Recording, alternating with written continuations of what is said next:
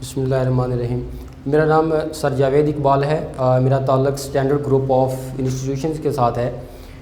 چونکہ اس وقت جو پوری دنیا ایک کرونا وائرس کی وبا کی لپیٹ میں آئی ہوئی ہے اور اس میں تعلیمی جو بہت بڑے نقصانات ہو رہے ہیں، اس کو مد نظر رکھتے ہوئے ہم اپنے ویڈیو لیکچر کا آغاز کر رہے ہیں۔ الحمدللہ پہلے ہم آڈیو کا ہمارا کامیابی سے سفر جاری تھا، اب ہم اس کو ویڈیو پہ لے کر آئے ہیں، اور اس کے ساتھ ہی ہم یہ دعا کرتے ہیں میں اپنے پورے گروپ کی طرف سے کہ اللہ تعالیٰ ہمیں اس وبا سے ہمیں نجات دے، اور اللہ تعالیٰ آپ کے والدین کو، ہمارے بچوں کو اللہ تعالیٰ اپنے حفظ و امان میں رکھے، اور ہم اپنے بچوں کے بغیر مایوس ہیں اور ہم ان کو اپنی آنکھوں کے سامنے دیکھنا چاہتے ہیں، ہنستا اور مسکرانا دیکھنا چاہتے ہیں۔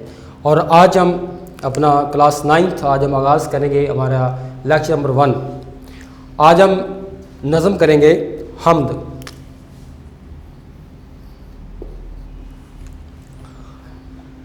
خواجہ الطاف سنہالی شاعر ہیں۔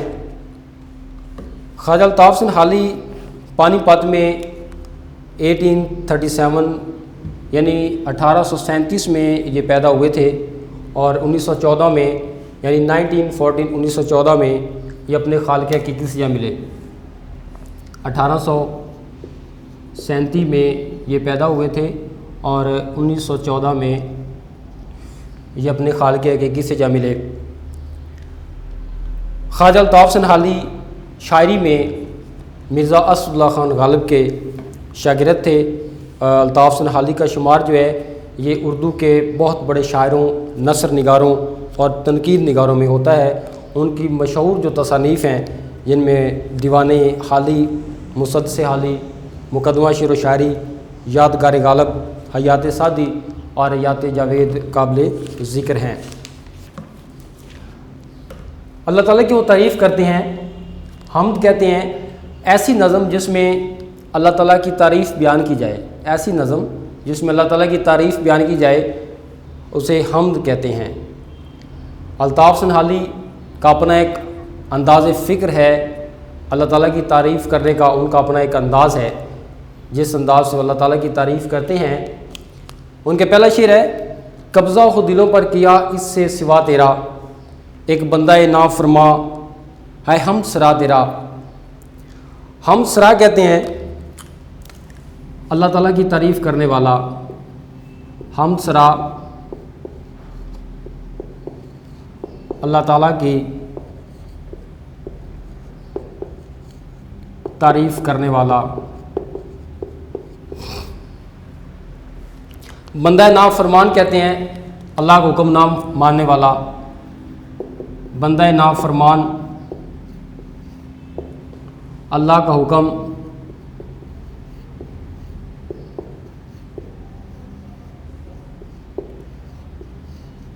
نہ ماننے والا۔ تو شاعر اللہ تعالیٰ کی تعریف کرتا ہے، قبضہ خود دلوں پر کیا اس سے سوا تیرا، ایک بندہ نافرما ہے حمد سرا تیرا۔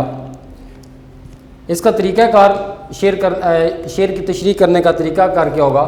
آپ سب سے پہلے جب آپ نے اس کو حل کرنا ہے تو یاد رکھیے گا کہ آپ کو بورڈ کے اندر جو آپ کا پیٹرن ہے، آپ کو سوال نمبر 2 آتا ہے، آپ کو سوال نمبر 2 ہوتا ہے کہ مدرجہ ذیل اشعار کی تشریح کریں 3 اشعار حصہ نظم سے، 2 اشعار حصہ غزل سے۔ جب آپ نے اپنی آنسر شیٹ کے اوپر لکھیں گے سوال نمبر 2 کا جواب، اس کے بعد آپ نیچے جز لکھیں گے، اس کے بعد سب سے پہلے آپ لکھیں گے یہاں پر نظم کا نام، نظم کا نام حمد، اس کے بعد آپ لکھیں گے شاعر کا نام،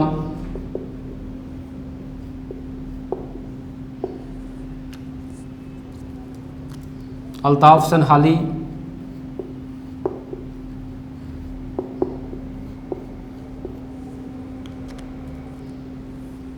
نیچے آپ لکھیں گے صنف ادب،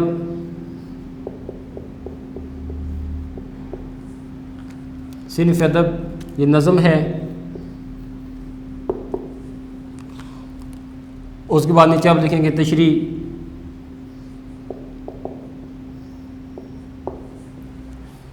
یہ پیٹرن ہوگا آپ کا بورڈ کا.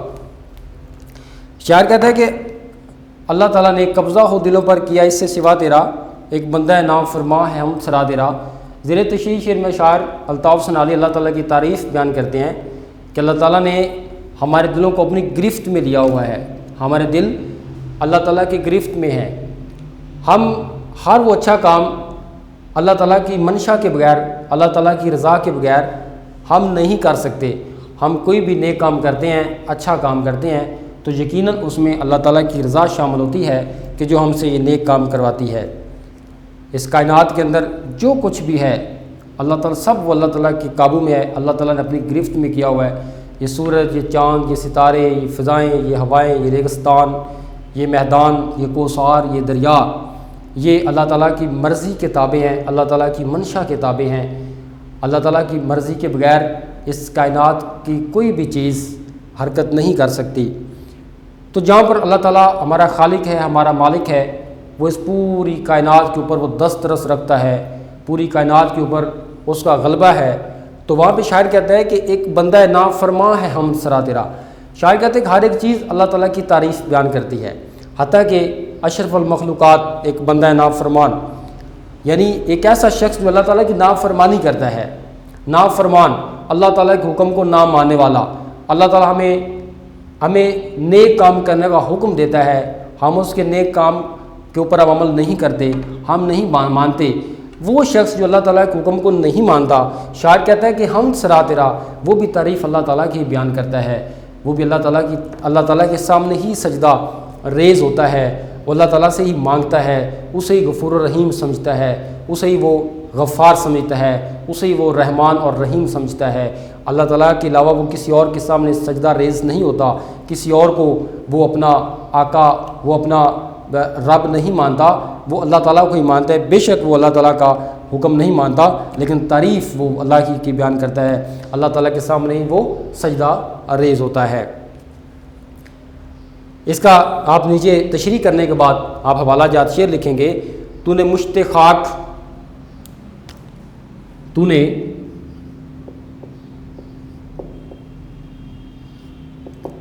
نے مشت خاک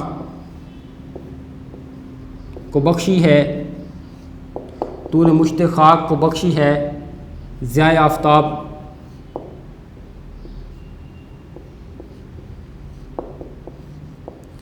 تو نے مشت خاک کو بخشی ہے ضیاء آفتاب. اے خدا تیرے کرم کی انتہا کوئی نہیں. اے خدا، اے خدا تیرے کرم کی انتہا کوئی نہیں. یہ تشریح کرنے کے بعد آپ یہ حوالہ جات آپ شعر لکھیں گے.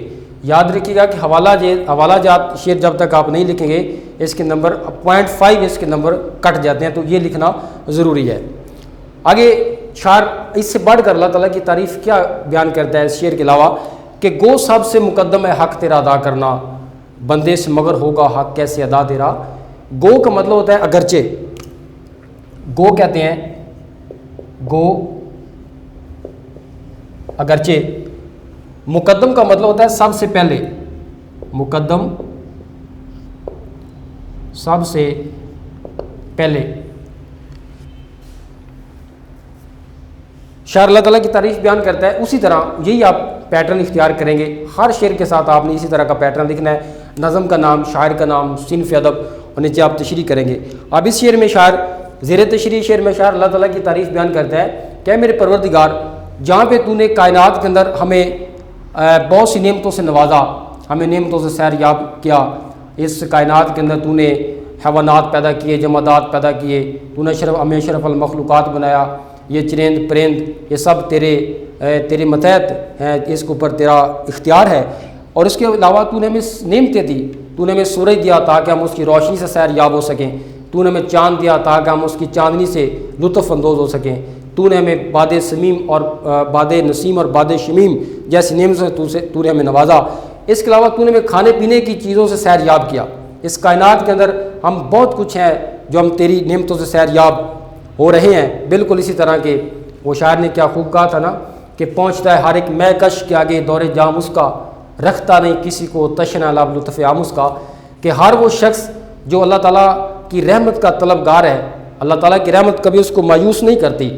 جب میرا پروردگار انسان کو اتنا کچھ عطا کرتا ہے تو شاعر کا مطلب کیا ہے کہ گو سب سے مقدم ہے حق تیرا ادا کرنا، اے میرے پروردگار اگرچہ ہمارا یہ کام بنتا ہے کہ ہم سب سے پہلے تیری رحمتوں کا شکر ادا کریں، ہم تیری رحمتوں کا شکر بجا لائیں کہ تو نے ہمیں دیکھنے کے لیے آنکھیں عطا کی، تو نے ہمیں اس کائنات کے اندر خوبصورت اور میٹھی آوازیں سننے کے لیے تو نے ہمیں کان عطا کیے، اس کائنات کے اندر غور و خوض کرنے کے لیے تو نے ہمیں دماغ عطا کیا، اس کائنات کے اندر چلنے کے لیے تو نے ہمیں پاؤں عطا کیے، اس کائنات کے اندر ہمیں سیر یاب ہونے کے لیے تو ان میں مختلف پھلوں سے مختلف اناج سے تو نے نوازا۔ تو ہمارا یہ کام بنتا ہے ہم سب سے پہلے تیری رحمتوں کا شکر ادا کریں، ہم تیری رحمتوں کا حق ادا کریں۔ لیکن اے میرے پروردگار یہ بھی تو سچ ہے، یہ بھی تو سچ ہے کہ کروں کیوں نہ حمد و ثنا اس خدا کی جس نے ہر خوشی مجھے عطا کی، کیا درگزر میری ہر ایک خطا کو، یوں بھی مجھ پر مہربانی کی انتہا کی، میں کرتا رہوں گا تیرا شکر میرے مولا، میری زندگی نے جب تک وفا کی۔ تو شاعر کہتا ہے کہ میرے پروردگار ہم تیری کس کس رحمت کا شکر ادا کریں، بندے سے مگر ہوگا کیسے ادا تیرا، ایک بندہ ناچیز تیری رحمتوں کا حق ادا کیسے کر سکتا ہے؟ تیری رحمتیں لامحدود ہیں، تیری رحمتیں بے شمار ہیں، تو ہم تیری کس کس رحمت کا شکر ادا کریں؟ ہم تو اگر تیری اس تو نے ہمیں جو ہاتھ عطا کیا، ہاتھ کی جو ہمیں انگلی عطا کی، اس انگلی کے تو نے ہمیں ناخن عطا کیا، اس کے اگر ہزارویں حصے کی اگر ہم تعریف کرنا چاہیں، اے میرے پروردگار اس کائنات کے جتنے سمندر ہیں، جتنا پانی ہے وہ سیاہی بن جائے، اس کائنات کے جتنے درخت ہیں ان کی کلمیں بنا لی جائیں، اور یہ کائنات اللہ تعالیٰ کی تعریف لکھنی شروع کر دے، تو اس بنائے ہوئے ناخن کی تعریف مکمل نہیں ہو سکتی۔ تو نے تو ہمیں کائنات کے اندر لامحدود بے شمار نعمتوں سے نوازا ہے، ہم ان کا شکر ادا کیسے کر سکتے ہیں؟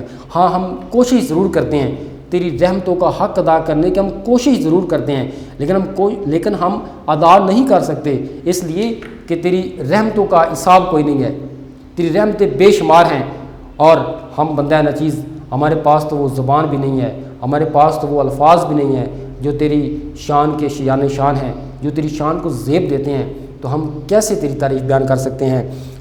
اس کا آپ حوالہ جات شعر لکھیں گے، میں کرتا رہوں گا